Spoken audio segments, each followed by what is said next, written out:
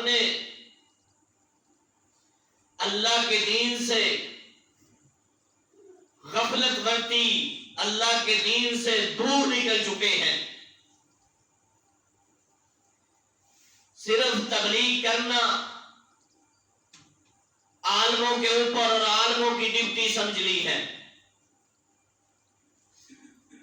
نیکی کا کام کا حکم دینا صرف عالموں کی ڈیوٹی سمجھ لی گئی ہے. برائی سے روکنا صرف عالموں کی ڈیوٹی سمجھ لی گئی ہے. کون ایسا شخص ہے جس کو یہ نہیں پتا کہ اللہ کے سوا کوئی داتا نہیں ہے؟ کلمہ پڑھنے والے مسلمان کو کس کو یہ نہیں پتا کہ اللہ کے سوا کوئی داتا نہیں ہے، اللہ کے سوا کوئی مشکل کشا نہیں ہے، بگڑی بنانے والا نہیں ہے، ڈبیاں تارنے والا نہیں ہے؟ کس کو نہیں پتا باپ کی عظمت کیا ہے؟ کس کو نہیں پتا والدہ کی عظمت کیا ہے؟ کس کو نہیں پتا بیٹی کی عظمت کیا ہے؟ کس کو نہیں پتا بیٹے کی عظمت کیا ہے؟ کس کو نہیں پتا رشتہ داروں کی عظمت کیا ہے، ہمسایوں کی عظمت کیا ہے؟ مسلمان اور مسلمان بہن بھائی ایک دوسرے کی عظمت کیا ہے؟ اے حضرت انسان، تجھے اللہ نے اشرف المخلوقات بنایا ہے، اور پھر ان میں سے اللہ نے آپ کو سب سے اعلیٰ افضل بنا کر آپ کو باشعور بنایا ہے. اور میرے بھائی بات کو مفتی مقاموں کہ آپ کو نبی صلی اللہ علیہ وسلم کا امتی بنایا ہے. کس کو نہیں پتا؟ آج 8 دن گزر چکے ہیں، اس درندے کو ابھی تک سزا نہیں دی گئی. وجہ یہی ہے کہ آج ہم مجرم کو چھوڑ دیتے ہیں، پھر مجرم کو جنم دیتے ہیں، معاملات بڑھتے چلے جاتے ہیں. آج میرا بھی موضوع بلکہ ہر خطیب کا موضوع آج مسجدوں میں اگر موضوع ہوگا تو بیٹی کی عظمت پر تقریریں کر رہے ہیں. لیکن میں مختصر یہ ان کا ذکر اس لیے کیا ہے، موضوع بھی آج میرا بھی یہی تھا، لیکن اللہ کے مہمان آئے ہوئے ہیں ہمارے پاس. کتنی دور دراز سے چل کر یہ مہمان آئے ہیں. ان میں سے غیر ملکی بھی مہمان ہیں، انڈونیشیا سے آنے والے مہمان ان کے اندر موجود ہیں. میں نے صبح بڑی محبت سے ان سے پوچھا، بھائی آج جمعہ ہے، آج جو موضوع آپ کہیں گے میں وہی بیان کروں گا. انہوں نے مجھے پہلے تو کہا نہیں قاری صاحب، جو آپ ہم پسند کرتے ہیں، جو آپ موضوع بیان کریں گے. میں نے کہا نہیں، خواہش ہوتی ہے انسان کی. انہوں نے یہ کہا کہ ہمیں یہ موضوع بیان کر دے، اللہ کے ہاں کون سے عمل قابل قبول ہے. میں یہ آپ کو بیٹی کی عظمت کا ایک اشارہ دے دیا. انشاءاللہ بیٹی کی عظمت پر انشاءاللہ پھر گفتگو ہوگی، پھر کسی جمعے کے اندر. آج یہ میں بتانا چاہتا ہوں کہ اللہ کے ہاں کون سے ایسے عمل جو ہیں جس کو اللہ ڈائریکٹ آسمان پر قبول کر لیتا ہے، جس کا تعلق زبان کے ساتھ بھی نہیں ہے کہ ہم اپنی زبان سے وہ عمل کر کے پھر اپنے اللہ کو کہیں اللہ مجھے معاف کر دے، اللہ ہمیں رزق دے دے، اللہ ہمیں بیٹے دے دے، اللہ ہمیں بیٹیاں دے دے، اللہ ہمیں مال دے دے، اللہ ہمیں خوشحال کر دے. او میرے بھائی، وہ بھی آپ کو اپنی زبان سے مانگنا نہیں پڑے گا. اگر تم عمل ایسے کر لو جس سے وہ راضی ہو جائے، جو ڈائریکٹ عمل کرے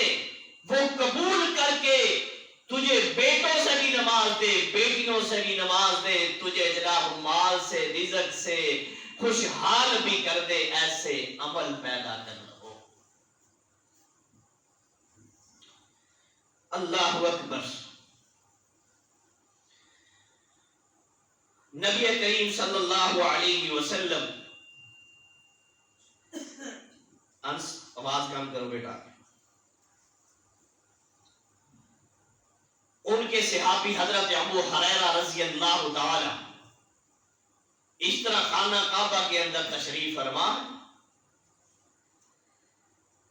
پیغمبروں کے گزر جانے سے آخری چند صحابی چیتا چیتا نظر آتے ہیں،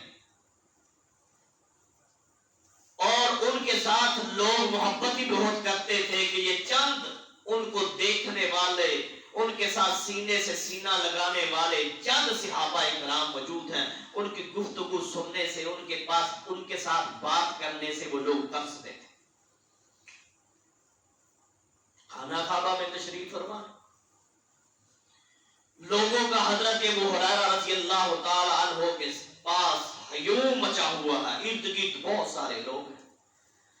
سوال یہی ہے، ہمیں وہ بات سنا دیں جو اللہ کے نبی صلی اللہ علیہ وسلم نے تمہیں سامنے بیٹھ کر کی ہو، ایسی بات اس پر ہم بھی سن کر عمل کر لیں، اللہ بھی راضی ہو جائے، دنیا بھی کامیاب ہو جائے۔ حضرت ابو ہریرہ رضی اللہ تعالی عنہ فرماتے ہیں کیوں نہیں؟ کہتے ہیں کہ میں آپ نے کہا وہی بات جو فیس ٹو فیس سامنے بیٹھ کر ہوئی، میں کہتا ہوں بات بھی وہ ہوگی اور جگہ بھی یہی ہے۔ اللہ اکبر۔ بات بھی وہ ہوگی، جگہ بھی وہی ہے، یہاں ہم بیٹھ کر فیس ٹو فیس بات کر رہے تھے۔ اور دوسری بات یہ ہے، میں ہی تھا اور اللہ کے رسول تھے، تیسرا آدمی بھی نہیں تھا۔ کیا بات ہوئی؟ ابھی بات سنانے ہی والے تھے، چیخیں نکلی اور بے ہوش ہو گئے، زمین کے اوپر لیٹ جاتے ہیں، پھر ہوش آتا ہے، پھر کوشش کرتے ہیں بتانے کی، پھر ہوش آتا ہے، پھر جناب بتانے کی کوشش کرتے ہیں۔ 3 مرتبہ ایسا بنا، جب چوتھی مرتبہ کھڑے ہوئے، ہوش آیا، ایک دوسرے سے پکڑا، سہارا دیا، کہنے لگے اپنے دلوں کو تھام لے، اب میں آپ کو وہ بات بتانے لگا ہوں جو میرے نبی صلی اللہ علیہ وسلم نے مجھے اکیلے بیٹھ کر بتائی تھی، اور اس وقت بھی میری کیفیت یہی بن چکی تھی۔ فرمایا قیامت کا دن ہوگا، پہلے بھی آپ کو جمعے کے اندر یہ میں بیان کر چکا ہوں، لیکن یہ میرے موضوع کے اندر دوبارہ سماعت فرما لیں۔ فرمایا قیامت کا دن ہوگا، اللہ 3 قسم کے لوگوں کو اپنے پاس بنائیں گے۔ کون سے وہ 3 لوگ ہوں گے؟ سب سے پہلے علماء کرام ہوں گے، اور دوسرے نمبر پر آج بڑا بہت مختصر حدیثیں بہت ساری لے کر آیا ہوں تاکہ ساتھی سنیں، شارٹ کٹ تفسیر کے اندر نہیں جاؤں گا، تفسیری یہ پہلے میں آپ کو واقعہ سنا چکا۔ دوسرے نمبر پر شہید ہوگا، تیسرے نمبر پر مالدار ہوگا۔ اللہ عالم کو سوال کریں گے کہ میں نے تجھے بہت سارا علم دیا تھا، آواز دی تھی، انداز دیا تھا، آپ نے کیا کیا؟ وہ آگے سے کہے گا کہ میں تیرے دین کے چرچے کرتا رہا، میں لوگوں کو تبلیغ کرتا رہا، گلی گلی نگر نگر کوچا کوچا میں دعوت تبلیغ دیتا رہا۔ اللہ تبارک و تعالی فرمائیں گے تم جھوٹ بول رہے ہو، مانا کہ تم نے گلی گلی نگر نگر جا کر بیان کیے، تم نے گلی گلی نگر نگر جا کر دعوت دی،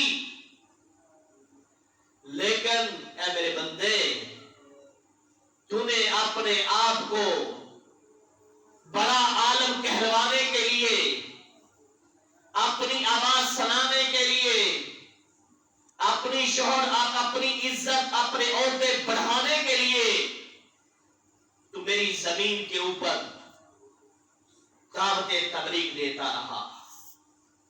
آج تمہارا ٹھکانہ جنت نہیں ہے، تمہارا ٹھکانہ جہنم ہے۔ اور دوسرا شخص، اور آپ دیکھ رہے ہیں ان جیسے ملا بے شمار پھر رہے ہیں جو دین کو 2 نمبر بنا کر ملاوٹ کر کے اپنی عزت کے لیے، اپنی کرسی کے لیے، اپنی سیٹ پختہ کرنے کے لیے، اپنے عہدوں کو سجانے کے لیے دین کو چھوڑ کر، دین کا نام لے کر، اللہ اس کے رسول کی باتیں سنا کر ان کو قائل کر رہے ہیں، صرف اپنی شہرت، اپنی کرسی، اپنی عزت کے لیے۔ اسی طرح شہید، اس کو سوال کیا جائے گا کہ میں نے تجھے جوانی دی تھی اور خوبصورت بنایا تھا، اور اگر تمہارا چناؤ شہیدوں میں کیا تھا لیکن تو نے فخر کیا، وہ بھی یہی بات کہے گا اللہ میں نے تمہاری خاطر گردن کو کٹوایا ہے۔ فرمایا تمہاری سوچ یہ نہیں تھی، تمہاری سوچ یہ تھی کہ میں جا کر کافروں سے لڑوں گا اور غازی ہو کر واپس آؤں گا، لوگوں کو آ کر بتاؤں گا کہ بڑے بڑے دلیر، بڑے بڑے قوت والے میرے سامنے آئے، میں نے ان کو ریز کر دیا۔ لیکن تجھے کیا پتا تھا کہ تو غازی بننا ہے یا تو قاتل بننا ہے؟ تیرا نام تو شہیدوں میں دنیا میں لکھ دیا گیا تھا، لیکن تو شہید نہیں ہے۔ تو اپنی جوانی دکھانے کے لیے، تو اپنا نام بنانے کے لیے سب کچھ کیا تھا، آج تمہارا ٹھکانہ جہنم ہے۔ اسی طرح مالدار کو بھی یہی بات کی جائے گی، وہ کہے گا میں نے غریبوں کے اوپر خرچ کیا، میں نے یتیموں کے اوپر خرچ کیا، میں نے مسکینوں کے اوپر خرچ کیا، میں نے ہمسایوں کے اوپر خرچ کیا، میں نے بیوہ عورتوں کے اوپر خرچ کیا، میں نے جناب فلاں فلاں کام کیے، فلاں فلاں ہمدردیاں کی۔ اللہ تبارک و تعالیٰ کہتے ہیں کہ تم نے جھوٹ بولا ہے،